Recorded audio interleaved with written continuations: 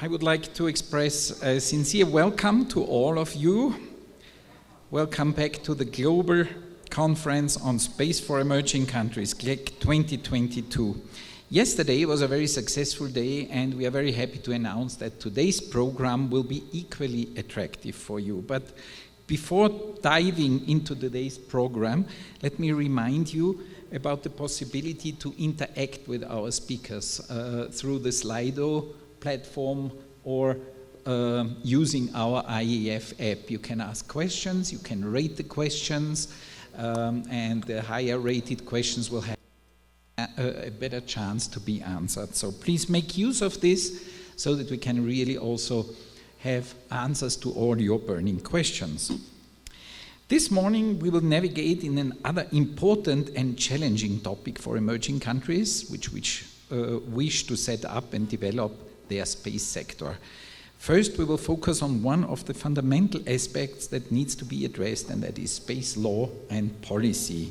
And to dig deep into this critical topic, I would like to give the floor to Professor Sergio Marchisio, full professor of international law at the Sapienza University of Rome, and Sergio is also the IEF General Counsel, and he will give an introduction first, summarizing a bit what was already said on Monday at a very outstanding masterclass on space law and policy, and he will then also moderate this session. So please join me in welcoming Sergio Marchisio. Thank you very much, Christian. Ladies and gentlemen, thank you very much for coming. And yes, on Monday we had the masterclass on space law and policy, and the topic was highlighting the relevance of space law and policy for developing space ecosystems.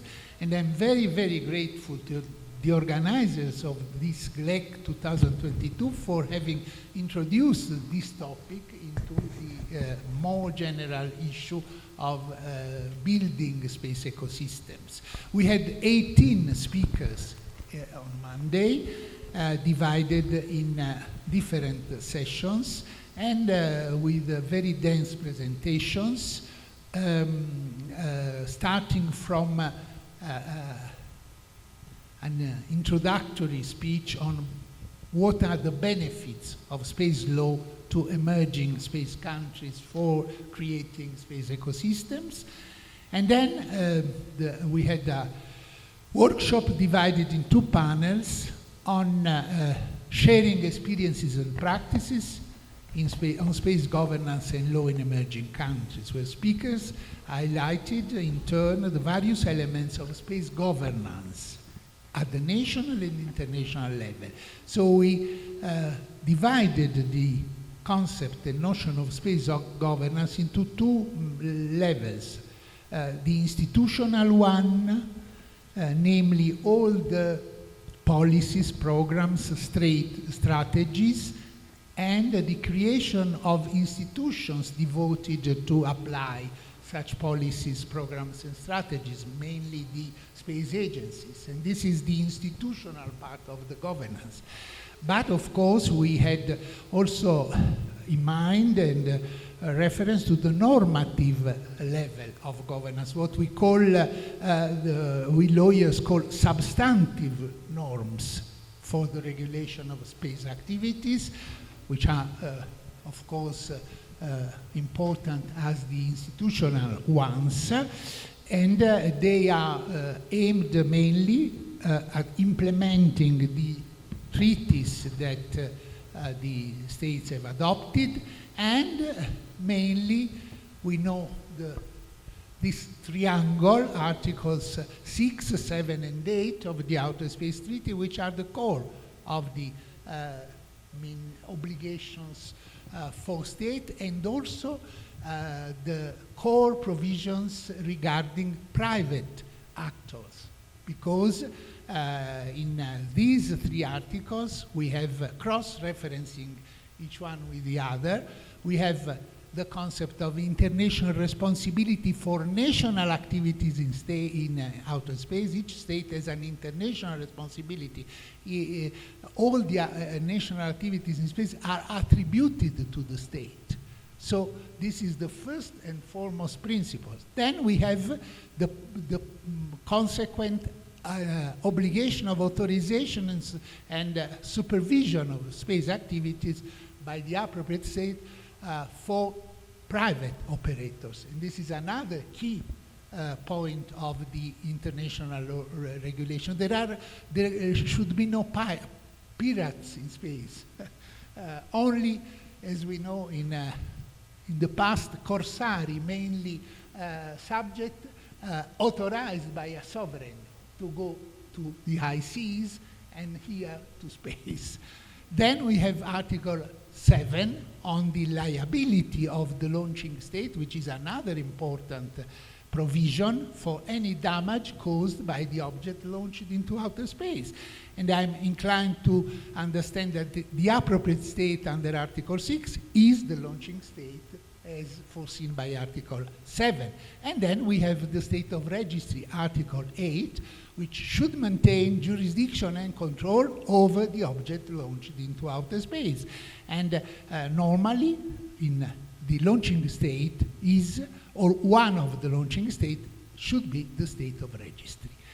We also addressed how to implement the other important principles contained in the treaties, such as the duty of care and the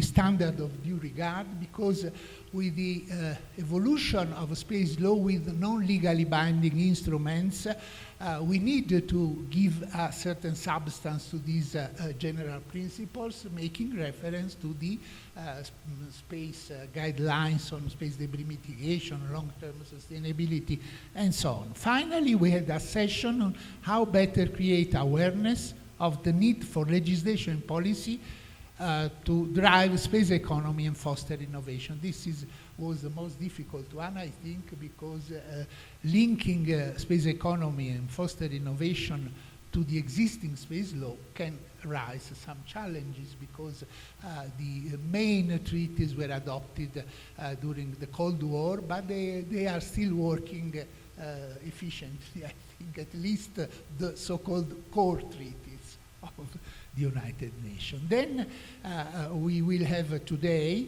as provided for by the program, this plenary, but with a long title. But I fundamentally think that today we will ask the speakers to highlight their views on the fundamental issues and on the three concept protagonists of this Glec 2022 for what we are involved lawyers, the emerging space countries, space law, and space policy. Because another point that was highlighted is the difference of different instruments, space policy, space strategies, space programs, and space even doctrines we learned on one side as the premise for space legislation, which is aimed to include the specific needs of each country. How space law and policy can better serve the creation of emerging space ecosystem, and how decision makers, stakeholders, public and private sector should become aware of the benefits of legislation. We have today, if I'm not wrong, 8 speakers, so I will shortly give the floor to each one of them, starting with Michelle Hanlon, co-director of the Center for Air and Space Law, University of Mississippi, and many other roles and things that I already mentioned on Monday. So I give the floor to Michelle for his interventions. Thank you. Thank you. Good morning, everybody. Thank you. Good morning, everybody. It's great to be here. I've had my coffee. I was very excited. I actually spoke on Monday about some of the gaps in the Outer Space Treaty and this space treaty regime, and talked about specifically due regard, and how the concept of due regard is the only real concept that it limits the freedom of access and exploration and use of all celestial bodies and the moon and space in particular, and how important it is for our generation, for the next generation, to really tease out the understanding of what due regard means, because we don't have a legal definition of due regard.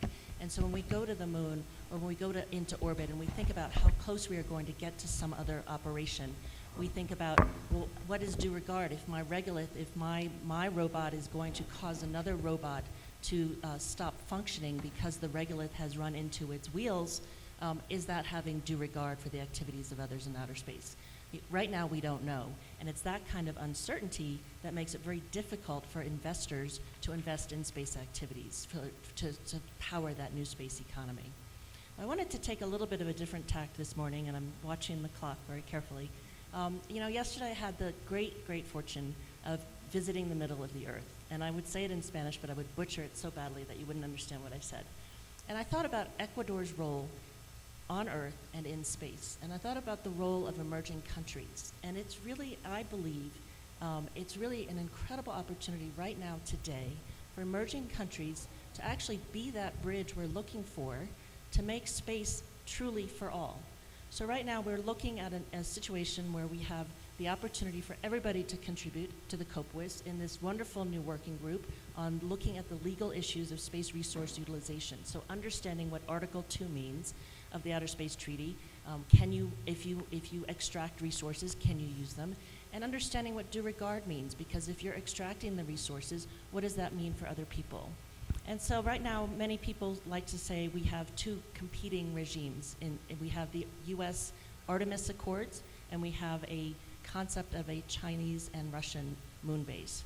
And people say these are in conflict with each other, but they're not, because the Artemis Accords are guidelines and principles which generally reaffirm all of the principles in the Outer Space Treaty, and then add sort of opportunities, discussion points to fill the gaps. They have not made any binding law, they're not binding treaties, they just say, here, these are points we have to think about, this is the direction we'd like to go.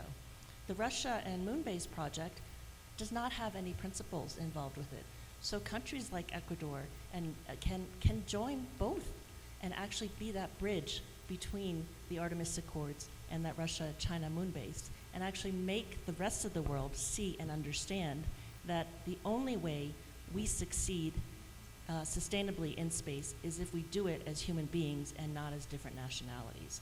And so I think that's really the crux of when we have this focus on emerging countries is not really, it's not just worrying about how do we make sure emerging countries are able to harness the resources of outer space the same way that developed countries or spacefaring countries have been doing, but also really understanding that role and the fact that we need to stop thinking about different countries and thinking about humanity as a whole. And so I really challenge you to think about, when we think about this concept of due regard, because what we want above all, what we need above all to harness and fuel our new space economy is that certainty over harmonized national regulations, which can be built under umbrellas like the COPWIS, like the Artemis Accords, and like the Russia-China moon base project.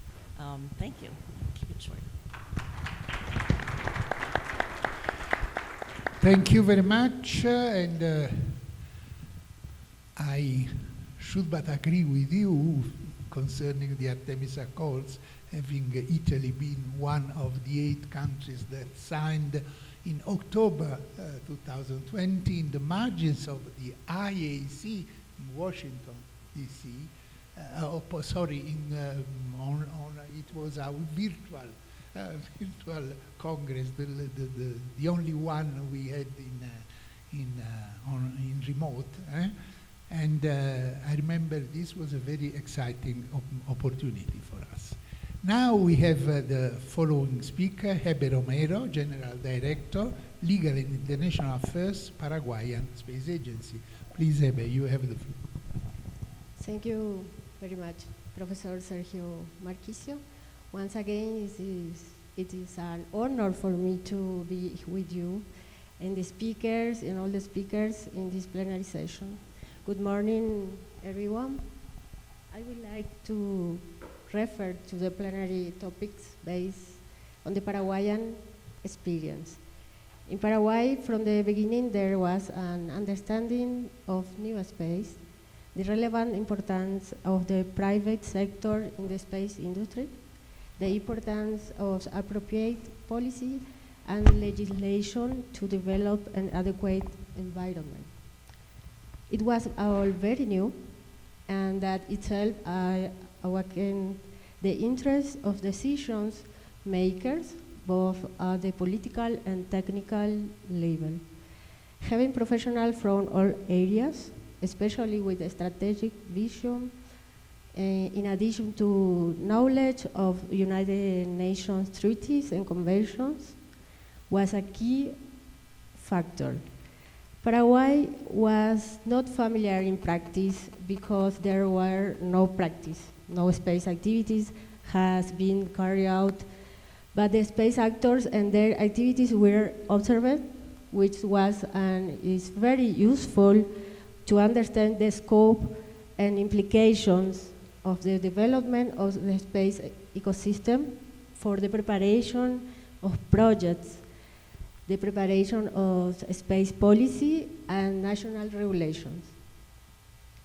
The Republic of Paraguay, through its space agency, the governing body in space matter in Paraguay, attending to the National Development Program 2030 of the country, from the beginning of the administrative activities 5 years ago, to first necessary step, but establishing the institutional strategic plan for a period of 5 years, 2017-2022, which by the way is now being reviewed to update it.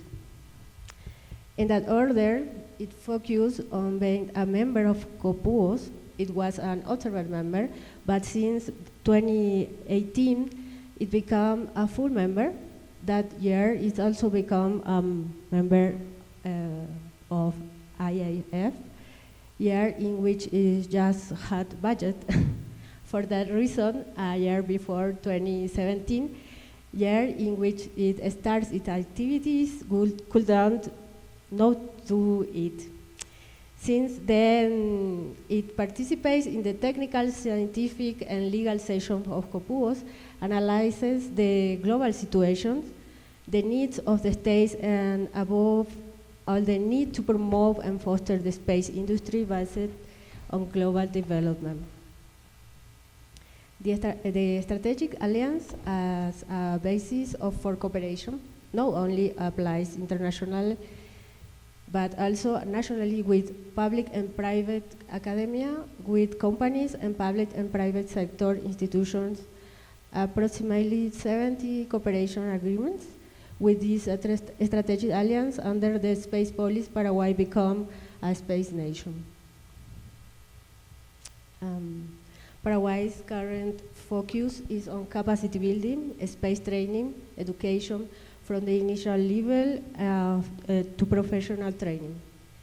Taking into account the new space, Paraguay as a new actor, since the launching of the first Paraguayan satellite, Guaranisat-1, is relevant and elementary for the country in favor of space development. Currently, in the General Director of Legal and International Affairs of the Paraguayan Space Agency, we are working on a draft national law for space activities. It should be noted that Paraguay has a law creating the space agency. It is important and necessary. It is known as Carta Orgánica in Spanish, because it's the instrument that allows activities to be carried out, since it is public sector and everything must be regulated.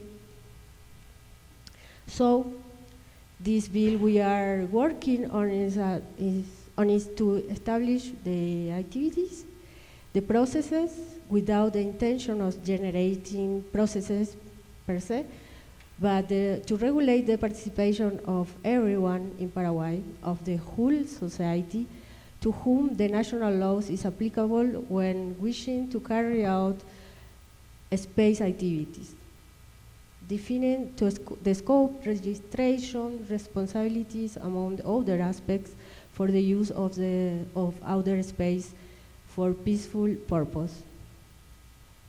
Although today Paraguay has only adhered to the Space Treaty and not the orders of the Corpus Juris Spatialis, everything is being taken into account.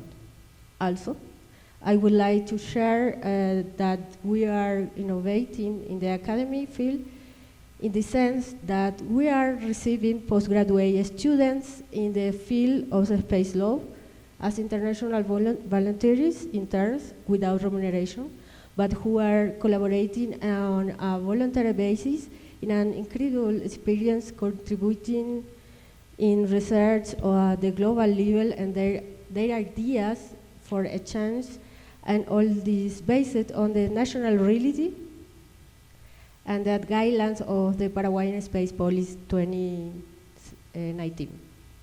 In conclusion, Paraguay as a new actor and considering the new space on and all emerging space ecosystem, from its perspectives observes all the strengths of the space actors to learn into the best possible way and supply the needs, use the benefits of space considering the national reality.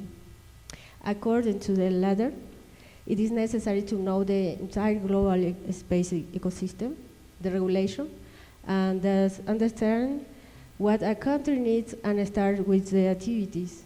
And if it has already started without all these essential steps, start to adapt them so that they are also sustainable. Technical, legal, political, and diplomatic space education is basic and essential. Thank you for your attention. So thank you very much, Ebe, for your overview on the space policy and law in Paraguay. And we come now from Paraguay to Ecuador, our guest country, with Daniel Peña Herrera, senior lawyer at Baden Campos Abogados.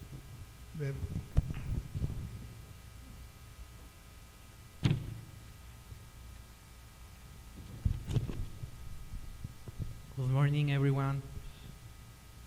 I want to be short in my intervention. The Monday I referred that the policy in Ecuador. But the policy in Ecuador is not recently.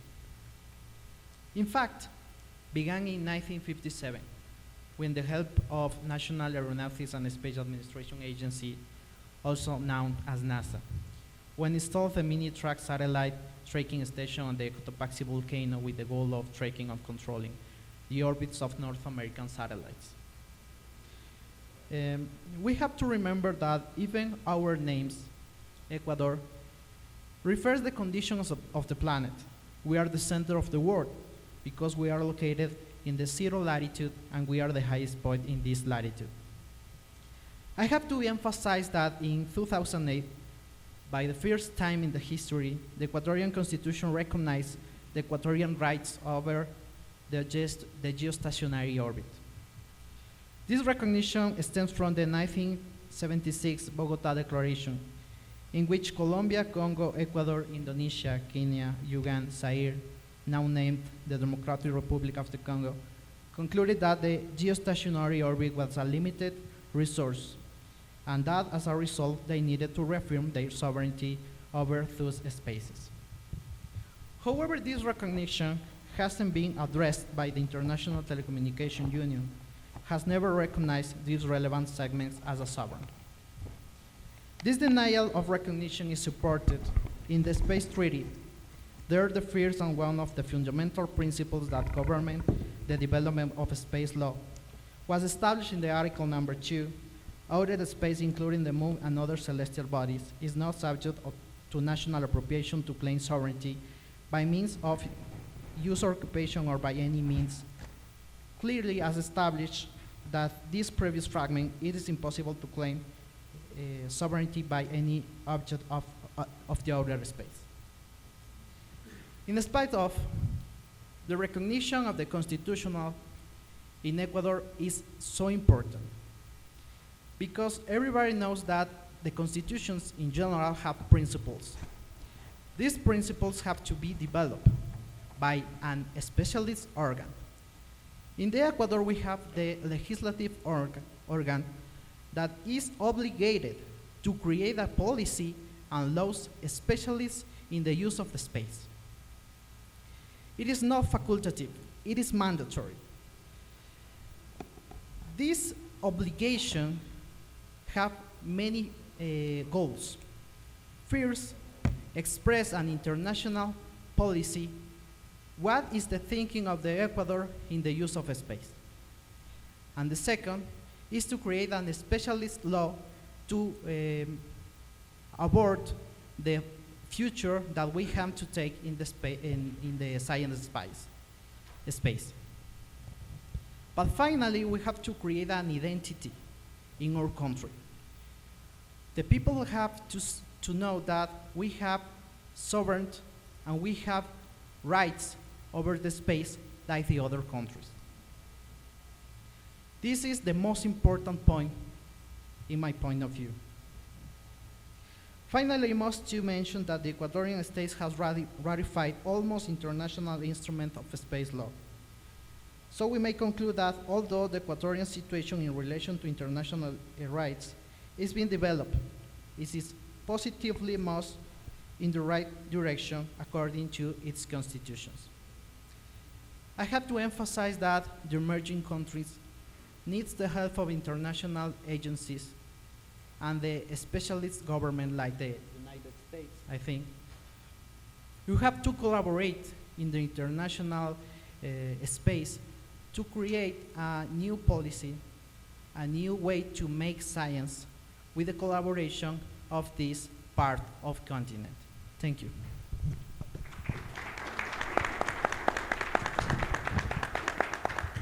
Thank you, Daniel, for your intervention. And now we pass the floor to Steve Mirmina, who is senior advisor, legal advisor at the NASA administration.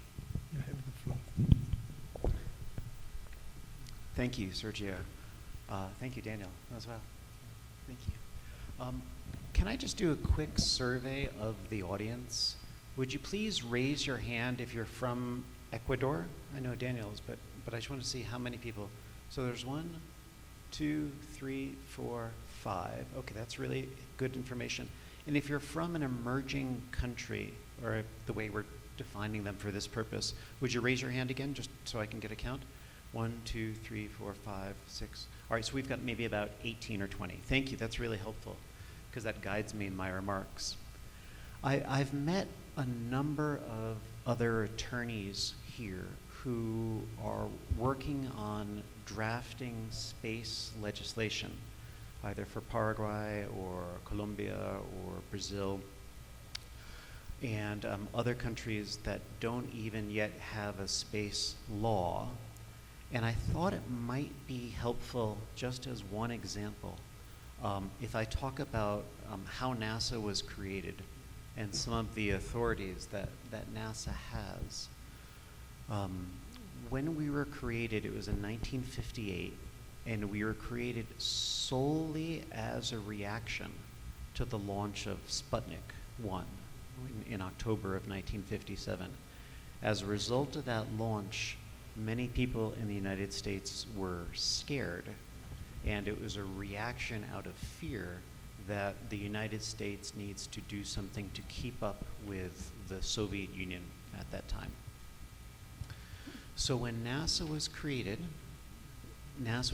as an administration of the government rather than the agency, and we were given certain privileges as an agency. We were tasked with the mission that United States, the aerospace industry, we were told needed to be the primary aerospace industry in the world. And essentially, we were told, do whatever you need to do so we don't come second to the Russians. So we were given certain authority, and we were given a budget.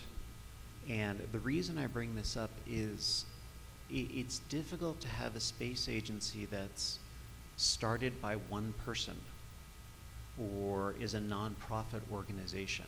I think, and this gets to the space policy discussion that we were having on Monday, that if a country wants to have a space agency, when that space agency is created, it might be useful to give that agency certain independent authority.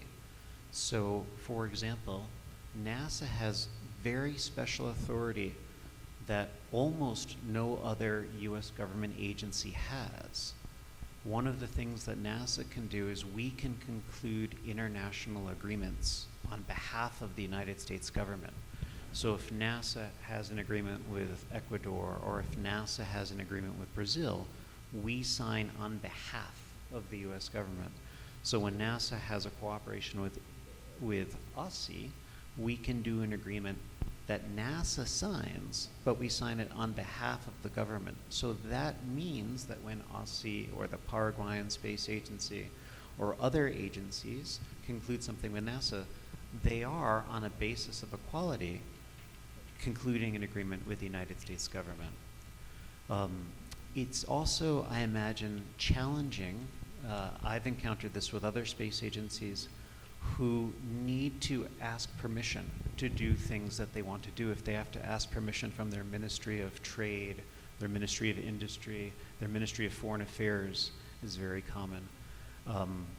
So if someone is drafting legislation to empower a space agency, you might want to think about what capabilities you want that agency to have, and then empower that agency with authority to do what it needs to do, as well as the budget to do it as well. Because if the agency needs to go request a budget to purchase, airline tickets to go to a conference, or to purchase anything it needs to run itself as an agency, it's always going to be dependent on someone else. And there are so many other priorities in a country, it's hard to convince other ministers why space is important. And as successful as NASA is, we're always in a position of explaining why is space important? Why should we pay for space when people are hungry, inflation is at 10%, the stock market is dropping down? So anyway, those would be a couple of recommendations I have. And there are many other things I could talk about, from the Artemis Accords to protecting lunar heritage sites. But given the number of the audience who are emerging countries and who are looking to the United States for guidance, just as Danielle had said, I wanted to make those suggestions in the event that they might be helpful. Thank you.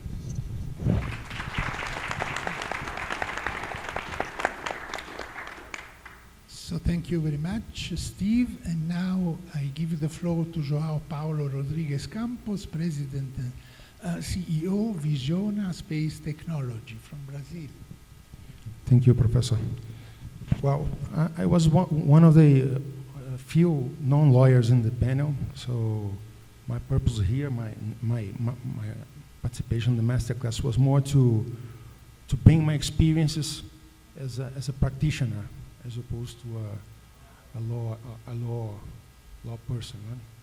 So in Brazil, we are pioneering many of the activities in space, right? So we are currently the first to do many things.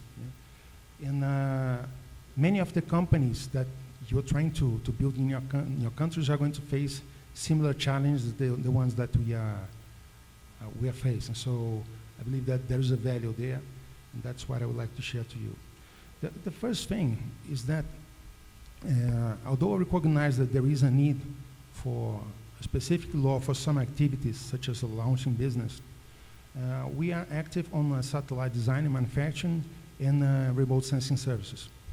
For those more commercial activities, I don't really see a gap in my daily activities. Pretty much the opposite. I see that we have too many laws, yeah, and being that we are in the frontier,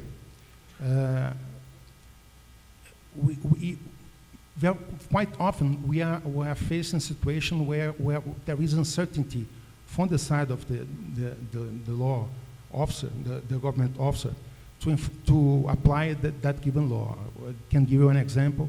We have a very interesting law in Brazil. It's called the innovation law, and it has many of the let's say, many of the mechanisms that we need in order to develop our business. But there is a lot of uncertainty within the government on how to apply this law. So it's very rare that you find a government officer that is willing to apply such advanced mechanisms because of the lack of common understanding across the many government auditors. So that's one thing. I mean, we should support the pioneers, trying to help them navigate these uncharted waters that they are going to have to navigate in order to build their business. Another thing is related to the let's say, the stability of the business environment. Yeah, one key thing for this is the stability of the budget. Yeah, when the space program is related solely to the science aspect, yeah, at least in Brazil, the science budget has a lot of fluctuations.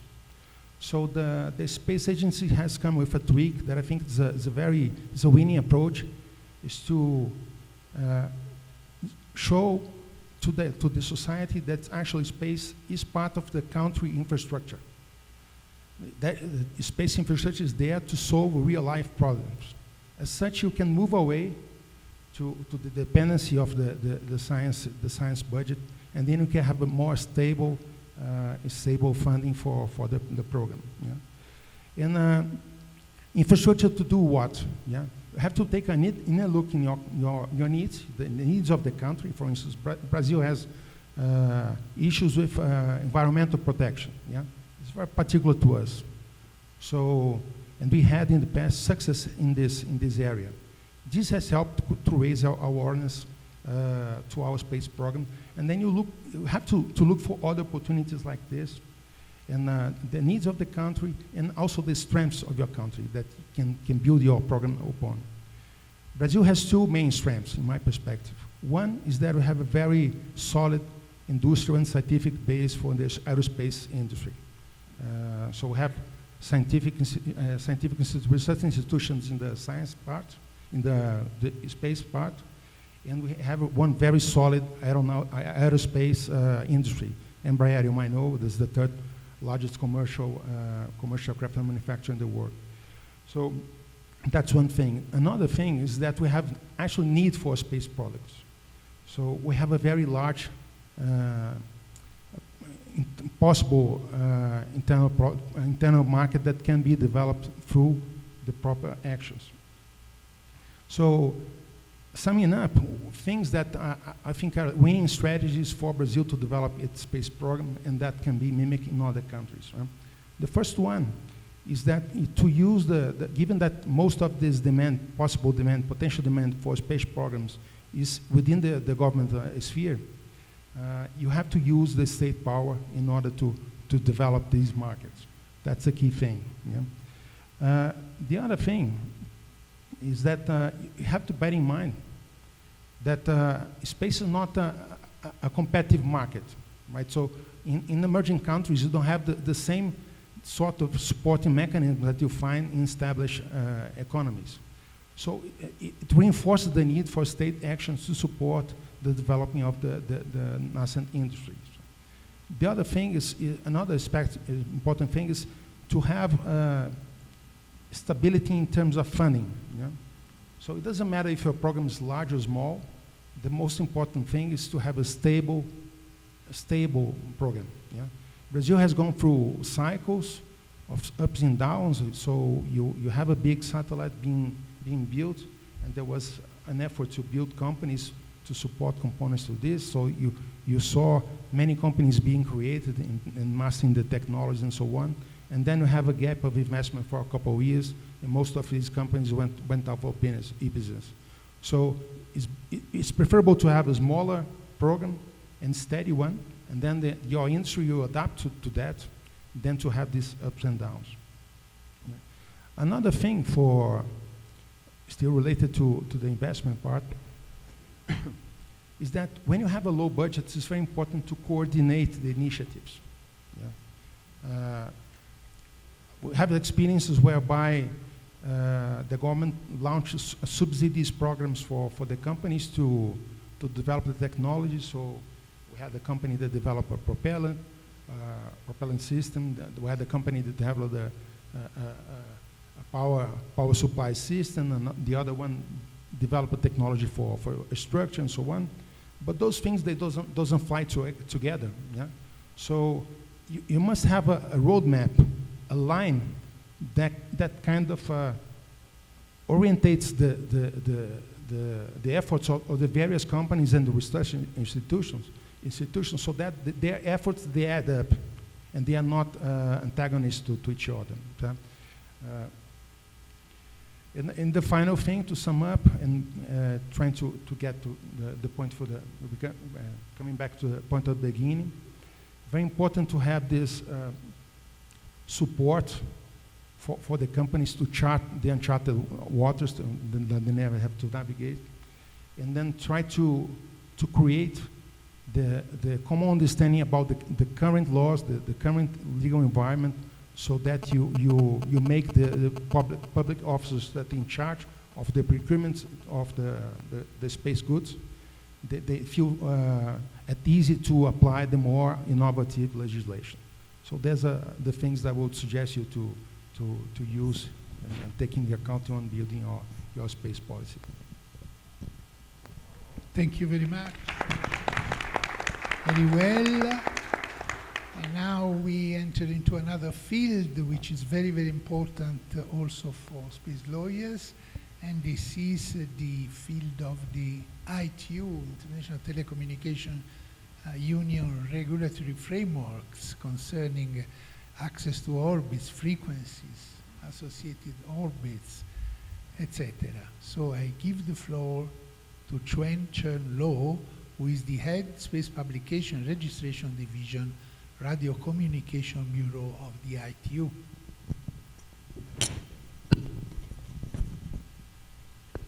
Thank you, Professor. And good morning to all. I am very delighted to be here, very honored, and I would really like to thank the organizers for giving us this opportunity.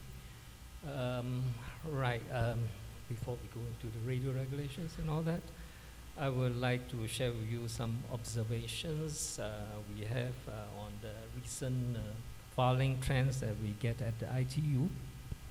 We are getting more and more filings for non-geostationary satellite networks, as you might imagine.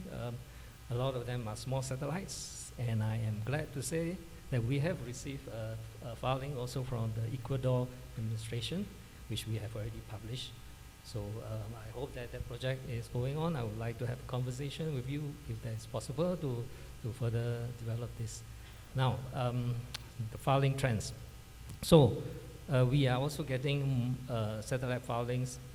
Instead of just one satellite per satellite network, we are getting quite common now, thousands of satellites in one filing, in one network, or tens of thousands of satellites in one network. So the field is really changing, and we are really having to retool ourselves to be able to handle these changes. So when you talk about new space and so on, so really the field is changing, but we find that they are still able to be accommodated within our regulation. In terms of number of administrations who have submitted satellite filings, we have like 112. I just checked my database, about 112 administrations, and that is quite a large number compared to our total of 193 member states. So that means a large number of countries in the world, including all these emerging space nations, are planning to have access to the space resources. So that is a very good sign. Okay, so now maybe let me go to the radio regulations and the process for which the radio regulations is updated. Now the radio regulation is an intergovernmental treaty signed by our 193 member states, and it is updated every 4 years in a WRC, which is the World Radio Communication Conference. As you can see here, The last one was in 2019 in Sharm el-Sheikh, Egypt. It was a successful conference. We went through all the agenda items. We concluded on them all through consensus. So it was not easy to arrive at that consensus, but we did manage. And I will show you in the next slide the process, how we get to it. Okay, thank you. Right. So if you see the box in the middle is the WRC. So that is the conference itself. Now, since it's a treaty document, input documents can only be from member states. Okay, through these input documents, they deliberate and come out with a document which is the final X. And this final X contains the revisions to the radio regulations, which is then incorporated in the radio regulations. It is then incorporated in the national regulatory framework in each administration, and is applied, okay? Also contained here in this final X is a set of agenda for the next conference. So the next conference will be 2023. Now we have this conference every 4 years. So one of this, why this works is that the agenda is set way in advance. So 4 years in advance, you already set the agenda for the next conference. Okay, so this conference goes into what is known as a CPM, if you see at the bottom of the screen, a conference preparatory meeting, which then distribute the agenda items to each study groups. We have many study groups in the ITU, and these study groups then have about 3 to 4 years to study each of these agenda items. So this is the important part. If you see on the left, oh, sorry, on your right, okay, the ITUR study groups. Okay, so this is where the industry participate. If you see on the extreme right, the contributions comes in from the member states and the industry, which are ITUR members. Our ITUR members consist of companies like Boeing, Airbus, even all the many startups. We have also academia members, so we have a large number of members from the industry who can contribute and discuss at the study groups. And these deliberations then come up to a conclusion, which goes to the another CPM. If you see, there's something called CPM2, which is Conference Preparatory Meeting, which produces a report for the next conference. You see, this is how the cycle goes. Of course, there are a lot of other details that I skip because it's not the purpose of this meeting.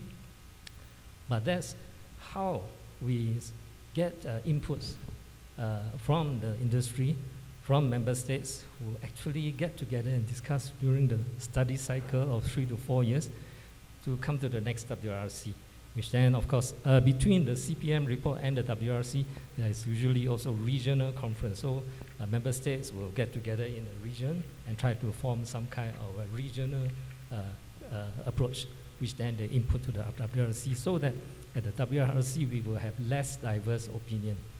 And that is how we achieve consensus. Well, so far anyway, we have successfully achieved consensus. But the good thing is that at the end of it, these regulations are well accepted by the industry. So with that, I just would like to say that this whole process comes up with a stable regulation that yet allows the evolution of the regulation to meet the demands of the industry. And this, I believe, is what helped the space industry to grow and to help to build the ecosystem. So with that, I thank you.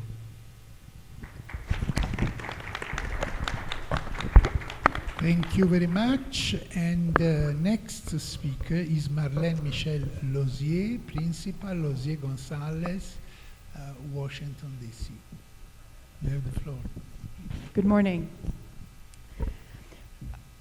This morning, I hope to provide a general overview of key considerations relating to broad and narrow multilateral and bilateral agreements for those states contemplating entering into or expanding their space activities in order that they most strategically can utilize these instruments.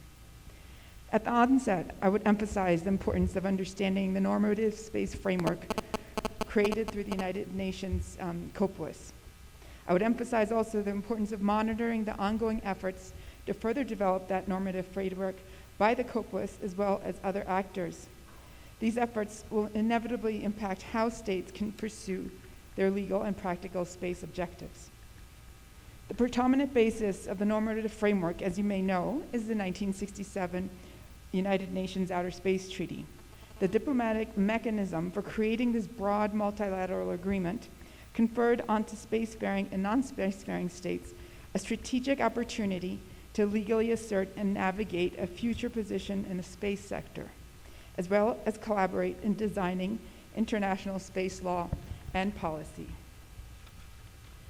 The value of this legal capacity is preserved in the United Nations treaty system through broad multilateralism and procedural rules set forth under the COPUOS.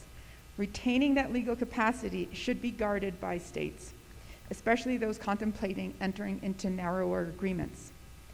Broad multilateral agreements to be advantageous for any state demands that states have to name a few, just to name a few, the linguistic, legal, scientific, technical, economic, and diplomatic capabilities to send delegates to best represent and negotiate their interests, and also, when needed, geopolitical and socioeconomic leverage to partake in negotiations, and if not, then inclusion in a conglomerate of states that can together advance regional or thematic goals. With much changed context after decades of outer space activities, it became evident that the normative framework needed to be revised. The UN COPUOS, to address these growing concerns, mandated its legal subcommittee to promote the progressive development of international space law.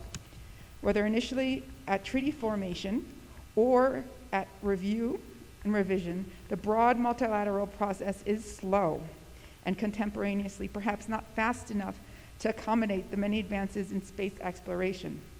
And its end product cannot be perfect for every state, nor arguably is it now sufficiently inclusive enough for non-space actors.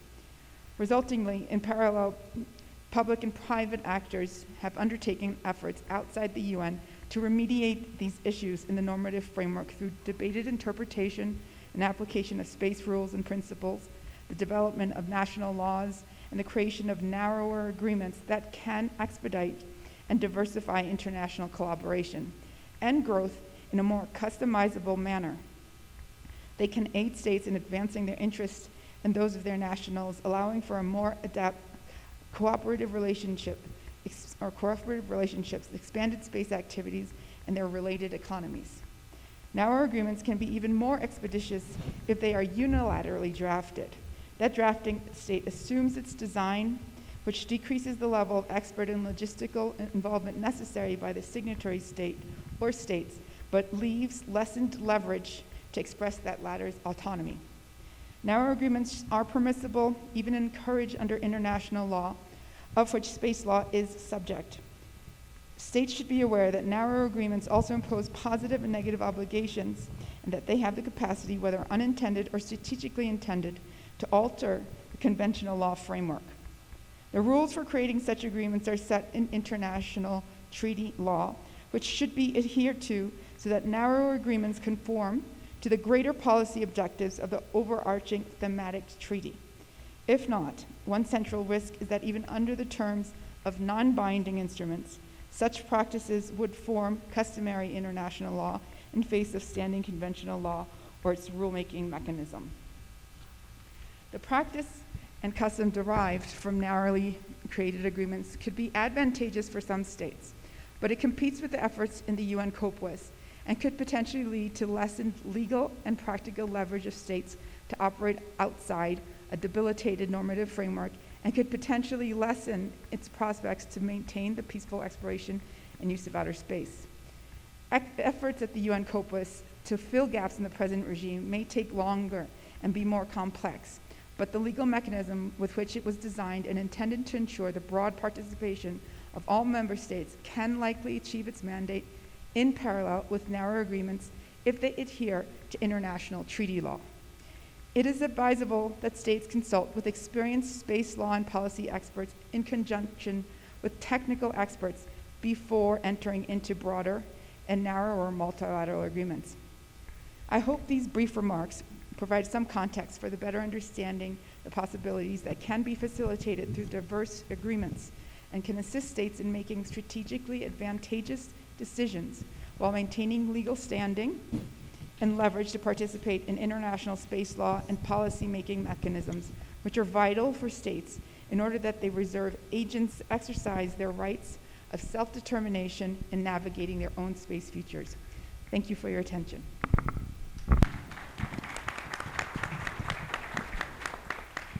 So thank you, Marlene. And now I go to the last speaker, Tatiana Viana, Scientific Technical Secretary, Italo-Latin American International Organization in Rome.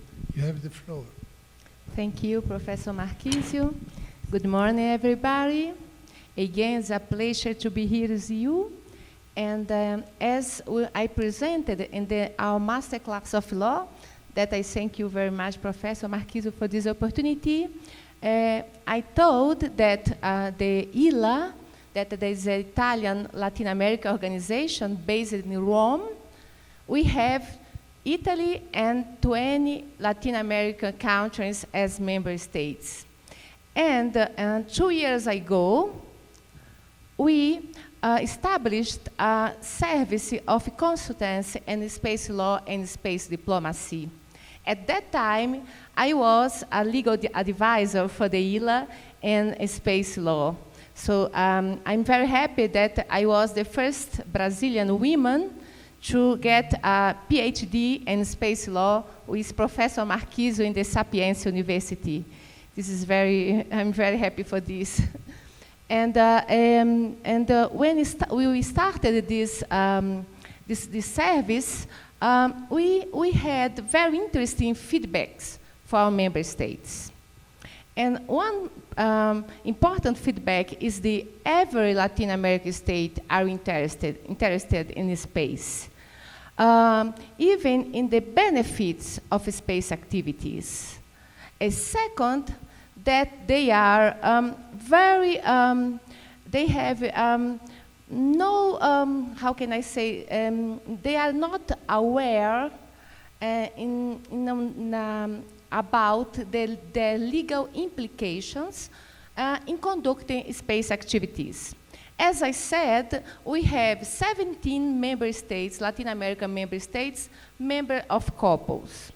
We have 13 member states that ratified the Outer Space Treaty.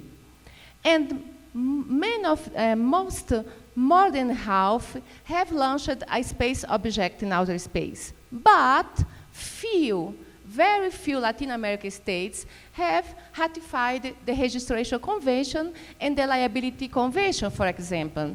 And yesterday, Steve Mirmina asked me why they didn't. You did because they are not aware about their legal international responsibilities in conducting space activities. And this is what we in ILA are working hard to help, to support our member states and have this knowledge in space law. And now we are talking about space policy, space strategy, but we are now talking about space law strategy and the space law ecosystem that is fundamental for our country to start a space program and to establish an adequate normative in law. So, in order to support this, we are organizing in Rome with the support of the Italian Space Agency, ASI, the first meeting of space agencies for Latin American states, more Italy, for our member states. And we are very happy because we have right now 19 from 20 states that are going to Rome to be together, to talk about space law. We will have Professor Marquisio there with us. We are very happy for that. To talk about space industry, to talk about space strategy, to talk about space programs, to know the Italian industry. So we have a very, very beautiful and interesting program for our member state. And I'm sure that this was the first of many other meetings. And I'm sure that our our state members and the space agencies will go to home very stronger and very strong aware about the importance of space law in conducting space activities. Thank you so much.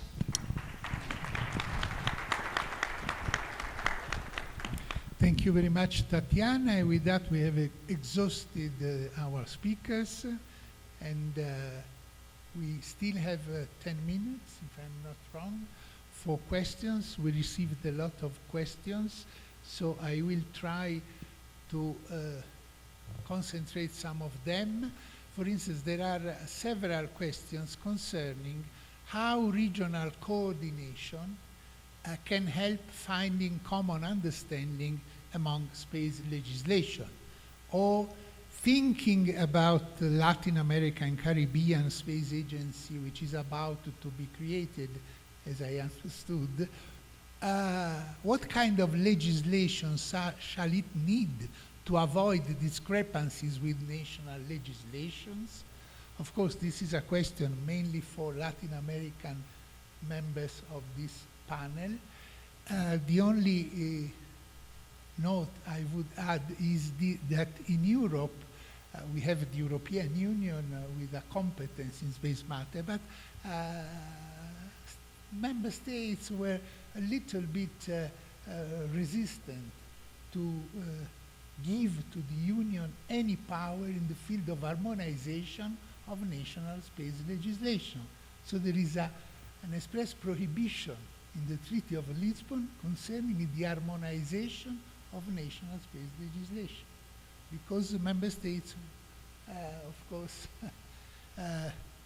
would have maintained for themselves the main competence on space legislation. How do not know really what is going on in Latin America, if this project about ALCE is taking any provision concerning coordination among space legislation. But more in general, of course, I think that regional experiences is very important, apart from express prohibitions such as the Treaty of Lisbon, but the cooperation is fundamental. Who is volunteering for saying something about Latin America? Yes, Hebe. Thank you, Professor. It's interesting, the question, but I think is all countries need know the reality, the condition about the countries and the necessary and work together in a project, common project, I think. Thank you. May we take another question? And this is, can the international treaties issued in the first decades of the space run be considered useful with the new space and the commercialization of space? Would you like to answer, Michelle? Absolutely. Thank you for that question, Professor Marchisio. Yes, the outer space treaties are incredibly instrumental and effective and provide excellent guidance as we try to figure out how to navigate through this new space and support this new space. So there's nothing in the outer space treaties that is fundamentally wrong. Every guideline and principle in there makes sense. What we would like to see is more clarification in the treaties. And so the concept is not so much that, oh, they didn't do enough. They did everything that it could given the geopolitical situation at the time. And so this is why it's critically important, whether through a regional organization or through COPOIS or by joining the Artemis Accords, to be able to start looking at those principles and joining the discussion of what we want the next evolution of a treaty to be. And so we don't want to amend the Outer Space Treaty, but perhaps we will have, near and dear to my heart, a convention on protecting heritage in outer space, because we don't have anything like the UNESCO World Heritage Convention in space, and we have a lot of stuff in space that can inspire all of humanity. And I do, if you permit me, I will say, you know, when we think about how we got to space, a lot of people think it was a race between the Soviet Union and the United States, and we talked about that's how NASA was formed and why. But honestly, we don't get to space. Humanity doesn't get to space without all of human history. Every culture, every country, everybody on Earth contributed to the process of figuring out where we stand in the cosmos, what the cosmos means, understanding the cosmos. These are questions we are all still working on, and we need to protect our most important resource in space, which is our history. So our four widely ratified outer space treaties provide an incredible foundation for a future, and it's our job to make sure that we make the future work the way we want it to look. Thank you. Thank you very much, Michelle. Now we have time for another question, and this is the following. What would be your suggestions for an emerging country that gets involved in space activities but lacks regulation and laws in this field? Do you want to answer, Steve?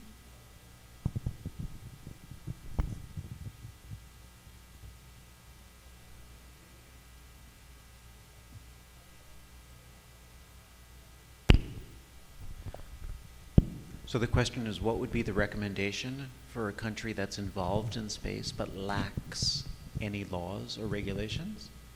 My recommendation would be to hire a space lawyer to write some regulations really quickly. So let's assume that your country has never signed any of the space treaties.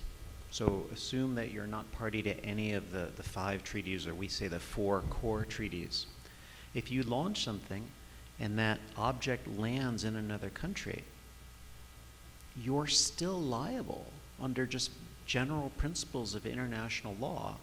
You have to keep control of objects that are under your sovereignty, and if something that's your property causes damage to the property of another state, you can face a claim for that damage. And certainly you could face a claim from a private individual, if not a state. There are advantages to joining the Outer Space Treaty and to joining the Liability Convention. And I know that some states are party to some of those, but not others. And my recommendation would be that you join, at a minimum, the Outer Space Treaty, because that lays down the fundamentals. And it's okay if you're not a party to the Registration Convention, because under a separate UN General Assembly resolution, you can still register your spacecraft with the Secretary General of the United Nations, and that's, to me, more of a detail. At the time the Registration Convention was passed, it was used to identify spacecraft, but now we use ground tracking assets for that, and there's public information on the internet where you can find what satellite is flying overhead. So you don't have to do it in order to comply with the treaty, but I would recommend sign the Outer Space Treaty and very quickly pass some national legislation to control the national activities of your country in outer space. Thank you. I saw Joao. Yes, you want to add something? If I can add, I mean, very important for, if you have a startup in an emerging country willing to be part of the space economy, yeah, can be a daunting task to understand these maze of laws and all these treaties and such. And it can be even the case that the company may not have the resources to have access to a high-profile law firm in order to help you get this. So that's one thing that the country should strive for, is to have at least the beginning of the thread.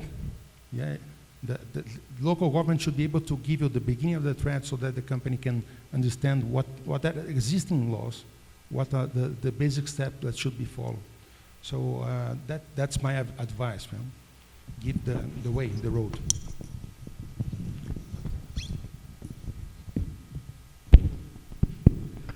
Thank you. I'm sorry, but I'm compelled to respond.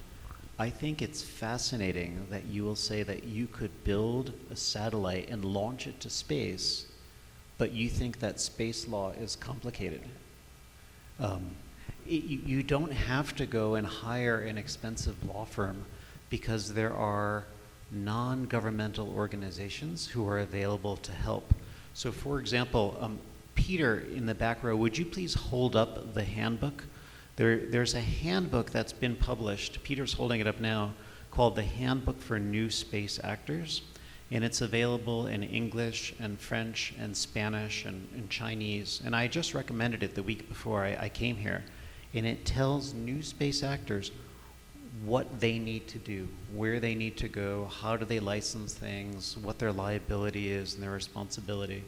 And it really lays everything out, we say, from soup to nuts, all the details that one would need to comply with all the international obligations. And that's a free resource available to everybody. No, my point is that I believe that I'm not saying that's not important at all. I mean, we are launching satellite and you're obeying all the existing laws.